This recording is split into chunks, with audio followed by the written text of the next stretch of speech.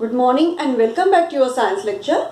We are learning our chapter motion. Yes. So in our last lecture we have learned about the graph and the graph plotted distance versus time, and from that graph we can understand the speed of the object. Okay. So here in this lecture we will learn about the uniform and non-uniform motion and uniform and non-uniform speed, and how we have to plot, or how the graph we will get for the uniform and non-uniform motion or non-uniform speed. In various cases we will discuss here. Okay. So here one example is we have seen in our last lecture. So in this at point SA, SB and SC and SG, at this point that speed is for at point A, the speed is SA.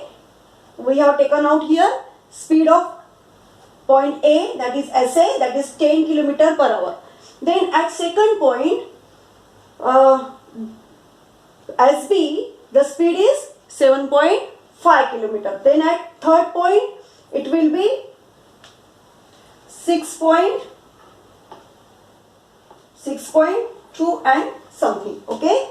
And here for the fourth point, what will be the speed? 6 km per hour. So here is the various speed for the various point, and the graph is plotted here. So here can we get the uniform speed? Here is the 10 km per hour. Here is the 7.5 km per hour. Here for the third point speed is 6.2 km per hour, and for the fourth point the speed is 6 km per hour. So we can see here the speed is non-uniform. Speed is non-uniform. मतलब ये जो distance है, ये distance according to time it is not uniform. Constant, ये constant नहीं है. क्या है उसका vehicle का motion? यदि 10 किलोमीटर है, फर्स्ट 5 किलोमीटर के लिए, फर्स्ट 10 किलोमीटर के लिए, देन 15 किलोमीटर के लिए, according to time it is not constant और it is not uniform. That's why the speed of this object is non uniform speed, and motion is also non uniform motion. Yes, because we are not getting the constant speed here for each point according to time. Okay. So that graph we got here curved graph, somehow curved. Now it is not a straight line, but it is a curved graph, and it is not curved uniformly as well. Okay. As the graph is somehow curved, we can understand the speed of that object is non-uniform speed. Means that object, motion of that object is non-uniform motion. मतलब उसका motion कैसा? Uniform नहीं है. मतलब और एक example से हम समझेंगे यहाँ पर. I will give another example.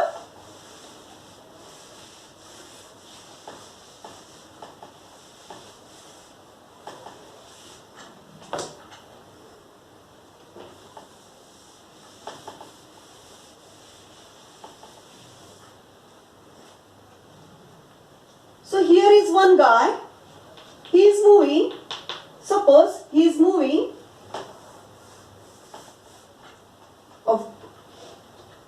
for some distance. Within 5 minutes it will cover, within 5 seconds it will cover 10 meter. It will cover 10 meter. For the next 5 meter again it will cover 20 meter. So again he turned in this direction, but still within 5 seconds, it will reach at 30 meter. So this from this object, from this fellow, this distance is at 20 kilometre. यहाँ तक ये point का distance कहाँ है object से? ये tower से. This is one tower. and from that tower he is traveling, that fellow is traveling. ये टावर है, ये क्या है, टावर है, और ये टावर से ये जो पर्सन है ये ट्रैवल कर रहा है, मूव कर रहा है. तो यहाँ पर ये पॉइंट तक 30 किलोमीटर टोटल डिस्टेंस है. कहाँ से, ये स्टार्टिंग पॉइंट से, टावर से. यहाँ पर हमारा है, सपोज एक मार्केट है, एक क्या है, मार्केट है, और यहाँ तक कितना है, 30 मीटर टोटल डिस्टेंस है. कितना है टोटल डिस्टेंस, 30 मीटर. तो ये फर्स्ट 5 सेकंड में 10 किलोमीटर गया, दूसरे 5 सेकंड में अगेन 10 किलोमीटर गया, और तीसरे 5 किलोमीटर में 5 सेकंड में भी कितना गया, 10 मीटर ही गया. कितना गया, 10 मीटर. मतलब हर एक 5 सेकंड में वो यूनिफॉर्म डिस्टेंस ट्रेवल कर रहा है ना. यहाँ पर पहले स्टॉप पर 5 सेकंड में 10 मीटर गया, दूसरे स्टॉप पर 5 सेकंड में 10 किलोमीटर गया, देन तीसरे स्टॉप पर भी 5 सेकंड में 10 मीटर ही गया है. तो what is the speed, speed at this point A, B and C, at point A, at point B and at point C. So as A is equal to distance upon time, that is 10 upon 5. Yes, so speed will be 2 meter per second. Speed will be 2 meter per second for this as A. ये पहले point के लिए speed क्या है, पहले point तक किसका speed क्या है, 2 मीटर पर सेकंड. अभी दूसरे पॉइंट तक, बी तक, ये दूसरा पॉइंट है, तो बी का स्पीड कितना है, S B. Again distance upon time 10/5. तो सेम ही आएगा. सी के लिए भी 10 मीटर ही डिस्टेंस है, तो इसका स्पीड कैसा है, 10/5. तो same answer we will get 2 metre per second. So in this case we can see the distance travel for each point is constant with relative time.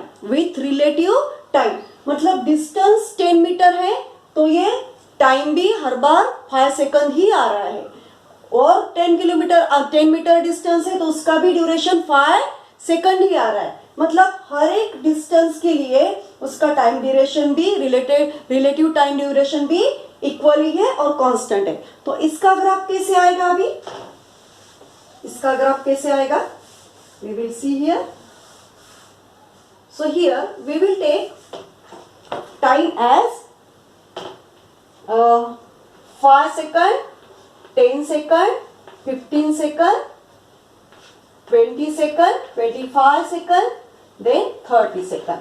So it is in second, time in second, and the graph is distance in meter. The distance will be in meter.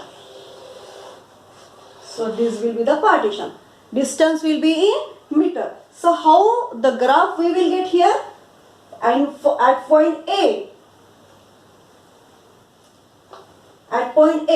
the distance is 10 meter within 5 second. ये यहाँ पर आ गया. दूसरे 5 second के लिए आगे और time बढ़ता गया ना, तो 5 सेकंड के लिए कितना आया, यहाँ पर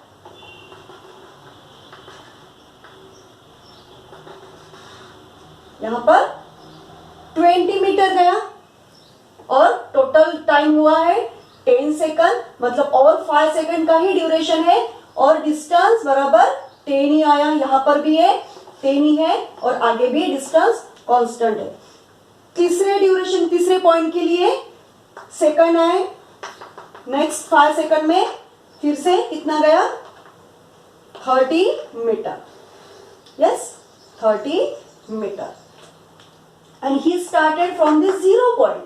So how the graph we will get here? This type of linear straight line graph we will get. This is point A, this is point B, this is point C. So at A, SA will be 2 meter per second. here also as b will be 2 meter per second, we have taken out that, as c also 2 meter per second. So we can see at point A also speed is same, B also speed is same, and C is also speed is same. And how that graph is here? How that graph is here? Uniform straight line, uniform straight line graph we got here, because the time duration is also same, equal, time duration is equal, and relative to this equal time duration, distance is also equal, here also 10, 10 and 10. So everything is constantly going on, everything is uniformly going on. That's why this type of speed is called uniform speed, and for that uniform speed we get the graph in this manner. Suppose that fellow started from here, the graph we will get 10 metre से यदि उसने start किया है तो graph कैसे मिलेगा? ऐसे मिलेगा, लेकिन स्ट्रेट लाइन में ही मिलेगा। समझ में आया? और दूसरा एक केस हम डिस्कस करेंगे जिसमें यदि कोई व्हीकल पार्क किया है, व्हीकल पार्क किया है और कोई एक फेलो मार्केट में गया है। सपोज एक फेलो है, वो मार्केट गया है और उसने गाड़ी पार्क की है रास्ते के साइड में, तो कुछ तो डिस्टेंस आया है, सपोज 10 मीटर तक वो आया है और यहाँ पर उसने गाड़ी पार्क की है। तो क्या हो रहा है? टाइम तो जा रहा है, टाइम ड्यूरेशन तो पास हो रहा है ना, और उसका डिस्टेंस तो वही है ना, गाड़ी पार्क की मतलब डिस्टेंस जीरो, डिस्टेंस अभी वो कितना ट्रेवल करेगा? Zero distance. अब तक ये 10 मीटर डिस्टेंस ट्रेवल हुआ है, वो हुआ है, तो टाइम तो कैसे पास हो रहा है, तो कितना भी टाइम पास हो डिस्टेंस सेम ही रहेगा। डिस्टेंस कैसे रहेगा?